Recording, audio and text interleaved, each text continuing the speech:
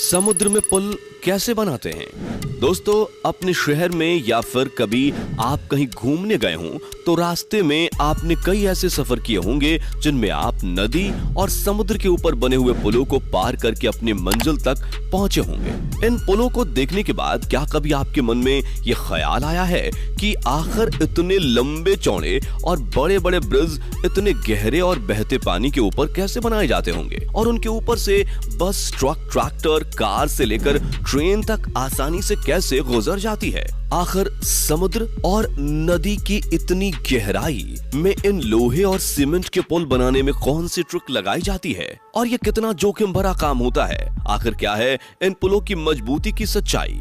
तो दोस्तों, अगर आपके अंदर भी क्यूरियोसिटी कूट कूट कर भरी है और आप इन सभी सवालों के जवाब जानना चाहते हैं तो आप आज के वीडियो को बिना स्किप किए पूरा जरूर देखिएगा, क्योंकि हम बताएंगे कि आखिर समुद्र और नदियों में इतने बड़े बड़े पुल कैसे बनाए जाते हैं। लेकिन दोस्तों, वीडियो स्टार्ट करने से पहले वीडियो को एक लाइक करके चैनल को सब्सक्राइब कर लीजिए। तो चलिए वीडियो शुरू करते हैं। दोस्तों, एक शहर को दूसरे शहर से जोड़ने वाले ये पुल इंपोर्ट और एक्सपोर्ट का आधार होते ही हैं। साथ ही ये हमारे समय और ईंधन को बचाने का काम भी करते हैं। हम सब यह तो जानते ही हैं कि पानी पर बने ये पुल हमारे जीवन का एक अहम हिस्सा है, क्योंकि अगर ये ब्रिज ना होते तो शायद कई गांव, कस्बे और शहर एक दूसरे से कटे ही रहते। आज के समय में कई ऐसे पुल भी मौजूद हैं जिनकी इंजीनियरिंग, स्ट्रक्चर और हिस्टोरिकल हिस्ट्री बहुत ज्यादा फेमस है। और इन अलग अलग तरह के ब्रिज बनाने में सबसे ज्यादा जरूरी होता है इनके आसपास का माहौल, जगह और आकार। एक प्रकार का ब्रिज सभी जगह बनाना संभव नहीं है, इसलिए ब्रिज भी जगह जगह के आधार पर 3 तरह के बनाए जाते हैं: बीम ब्रिज, सस्पेंशन ब्रिज और आर्क ब्रिज। और दोस्तों, समुद्र और नदियों के ऊपर जो पुल बनाए जाते हैं उनके ऊपर हर रोज हजारों टन भार गुजरता है, लेकिन फिर भी ये पुल पानी में नहीं डूबता और उसका कारण है उनकी मजबूत नींव। एक पुल ज्यादा से ज्यादा वजन तब तक झेल सकता है जब तक इसके ऊपर पड़ने वाला वजन इसमें मौजूद पिलर्स की मदद से जमीन तक ट्रांसफर होता रहे, जिसमें पुल की नींव यानी कि फाउंडेशन सबसे अहम भूमिका निभाती है, क्योंकि सारा भार खंभों पर टिका होता है और खंभों से होता हुआ जमीन में चला जाता है, जिससे पुल को कोई नुकसान नहीं पहुंचता। और पुल के आधार पर ही इसकी फाउंडेशन को लेकर पहले ही प्लान बना लिया जाता है, जिसमें सबसे पहले कुछ खास पॉइंट्स को बारीकी से परखा जाता है, जैसे कि जिस जगह पुल बनाना है वहां के पानी की मिनिमम और मैक्सिमम गहराई, पानी का बहाव और उसके बहने की स्पीड, पानी के नीचे की मिट्टी की क्वालिटी, ब्रिज बनाने पर जमीन पर पड़ने वाला भार और ब्रिज पर चलने वाली गाड़ियों के भार को बहुत ही बारीकी से चेक किया जाता है। और इन सब के बाद फाउंडेशन की नींव बनाने के लिए उस जगह का पानी हटाना पड़ता है, जिसके लिए इंजीनियर्स 3 मेथड्स का यूज करते हैं, जिसमें पहला है कफर डैम। आसान भाषा में कहा जाए तो पानी के बीच में रखी जाने वाली नींव को कफर डैम कहते हैं। पुल जिस नदी या समुद्र पर बनाया जा रहा है उसके हिसाब से इन्हें गोल या फिर स्क्वायर शेप में बनाया जाता है। अगर सीधे शब्दों में कहें तो आपने मेलों में जो मौत का कुआं देखा होगा, ये उसी तरह से ड्रम की शेप का होता है, जो काफी मजबूती और स्टील से बनाया जाता है और क्रेन की मदद से पानी के एकदम बीच में टिकाया जाता है। इसके बाद एक मशीन की सहायता से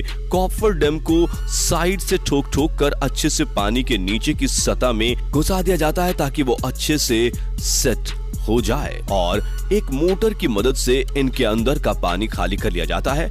और जब इस कफर डैम में नीचे की सतह की मिट्टी दिखाई देने लगती है, तब इसके अंदर जाकर इंजीनियर्स कंक्रीट, सरिये और स्टील जैसी चीजों की मदद से मजबूत फाउंडेशन और पिलर बनाने का काम शुरू करते हैं। जब पिलर और फाउंडेशन सूख जाता है तो कफर डैम को वहां से हटा देते हैं, लेकिन हर बार पुल बनाने में इस तरीके का इस्तेमाल नहीं किया जा सकता, क्योंकि जब पानी ज्यादा गहरा हो तो कफर डैम वाला प्लान पूरे तरीके से फ्लॉप हो जाता है।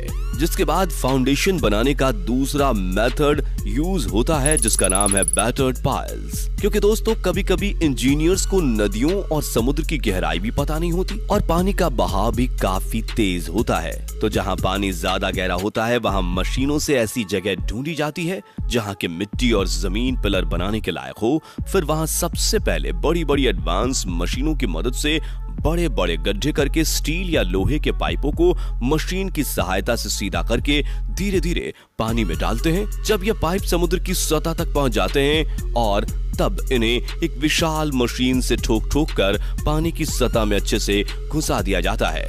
फिर सीमेंट और कंक्रीट से इस पाइप को भर देते हैं और एक बार जब ये पाइप सेट हो जाता है फिर उसके बाद चाहे सुनामी आए या तूफान, इसे कुछ नहीं होता। अब पानी के बीचों बीच एक मजबूत और ठोस फाउंडेशन रेडी है जिस पर हम आसानी से पुल बना सकते हैं। उसके बाद इन पिलर्स के ऊपर इन सीमेंट कंक्रीट के ब्लॉक को बड़ी आसानी से क्रेन और शिप्स की मदद से फिट कर दिया जाता है और ये सीमेंट कंक्रीट के ब्लॉक किसी दूसरी जगह पर तैयार होते हैं।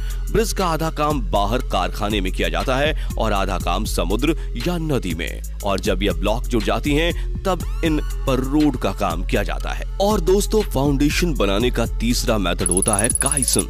इसमें फाउंडेशन की नींव पहले जमीन पर बनाकर फिर उसे शिप की मदद से कंस्ट्रक्शन साइट पर भेजा जाता है। लेकिन इसमें सबसे बड़ा चैलेंज है इस नींव को पानी की सतह पर टिकाना, क्योंकि यह नीचे से बंद और ऊपर से खुली रहती है। यह जहाज की तरह पानी के ऊपर तैरने ना लगे, इसके लिए शिप की मदद से पानी में पहले बड़े बड़े पत्थर डाले जाते हैं और फिर जमीन की सतह भरकर इस नींव को सेट किया जाता है।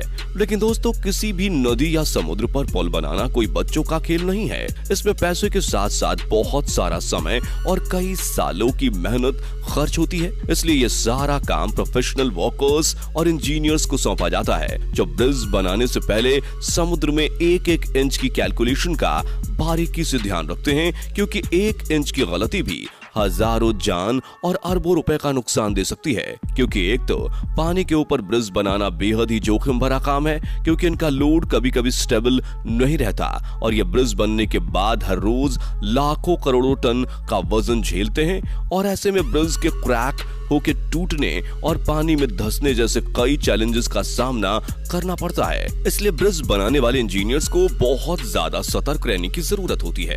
एग्जाम्पल के तौर पर बताया जाए तो मुंबई में बांद्रा ब्रिज बनाया गया था। इसे बनाने में लगभग 11 साल लगे थे और इसी के साथ 1.25 लाख करोड़ रुपए का खर्च आया था और तब जाकर इतना मजबूत और शानदार ब्रिज बनकर तैयार हुआ था। दोस्तों, उम्मीद करते हैं कि आपको आज की वीडियो पसंद आई होगी। वीडियो अच्छी लगी हो तो वीडियो को लाइक कीजिएगा, चैनल को सब्सक्राइब करके या इंफॉर्मेटिव वीडियो लोगों तक पहुंचाने में हमारी मदद कीजिएगा, जिसके लिए इस वीडियो को ज्यादा से ज्यादा शेयर कीजिए।